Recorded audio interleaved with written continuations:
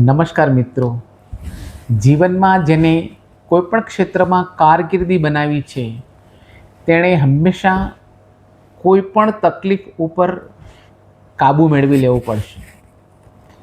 જે માણસો તકલીફો સામે જોશે તે તકલીફોમાં જ રહી જશે, પરંતુ જે લોકો ગોલ ઉપર ધ્યાન આપશે તે લોકો હંમેશા સફળ થશે.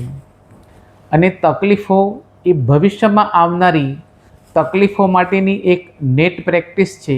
જો તેમાં જે વ્યક્તિ સફળ થશે તે ચોક્કસ ભવિષ્યમાં આવનારી તકલીફો ઉપર વિજય મેળવી શકશે.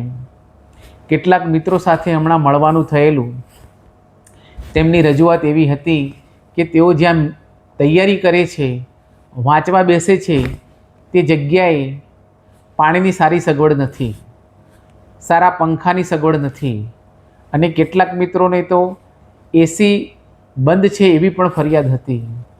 મિત્રો, આ જે ફરિયાદો છે તેના સિવાય ચલાવી લેવાય તેવું એટલા માટે કહી શકીએ કે આપણા જે વડીલો છે એ આ બધી સગવડોને ભોગવ્યા સિવાય સફળ રહેલા છે.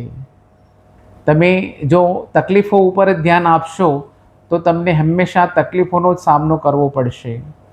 જ્યારે તમે તમારા ગોલ ઉપર ફોકસ કરશો, સારી મહેનત કરશો અને તમે સફળ થવા માટેના પ્રયત્નો કરશો તો તમને તકલીફ દેખાશે નહીં.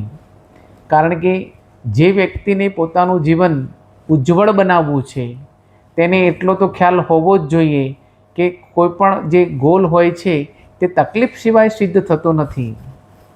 જે માણસો હંમેશા કોઈ પણ બાબતે ફરિયાદ કરતા હોય છે તેવા વ્યક્તિઓ માત્ર એટલા માટે જ ફરિયાદ કરતા હોય છે કે તેમને તકલીફો સિવાય બીજું કંઈ દેખાતું જ હોતું નથી.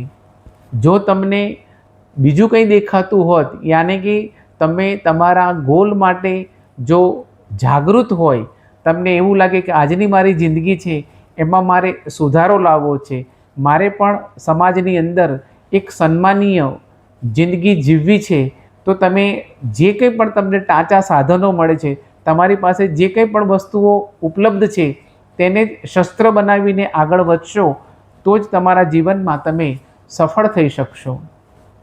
કેટલાક મિત્રોની એવી રજૂઆત હતી કે નજીકના ભવિષ્યમાં અમારે પોલીસ કોન્સ્ટેબલની પરીક્ષા આવે છે અને આ તકલીફોના કારણે અમે અભ્યાસમાં ફોકસ કરી શકતા નથી. તો મિત્રો, તમને જણાવી દઉં કે પોલીસ ફોર્સમાં જ્યારે તમે કોઈક બંદોબસ્તમાં મુકાવો છો અથવા તો તમારે ક્યાંક બહાર ડ્યુટી કરવા જવાનું હોય છે, ત્યારે તમે જે તકલીફો વર્ણવો છો એ તકલીફો સૌ પ્રથમ આવવાની.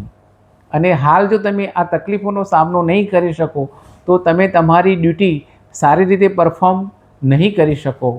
જેથી જો તમારે આગળ વધવું જ હોય, તમારા જીવનમાં સફળ જ થવું હોય તો માત્ર ને માત્ર તમારા જીવન ધ્યેયના ઉપર ફોકસ કરો. જે પણ પરીક્ષા તમારે આપવાની છે, જે પણ ફિલ્ડમાં તમારે જવાનું છે તે ફિલ્ડમાં વધુમાં વધુ હું જ્ઞાન પ્રાપ્ત કેવી રીતે કરી શકું તેના ઉપર ફોકસ કરશો તો ચોક્કસ સફળ થશો. નમસ્કાર.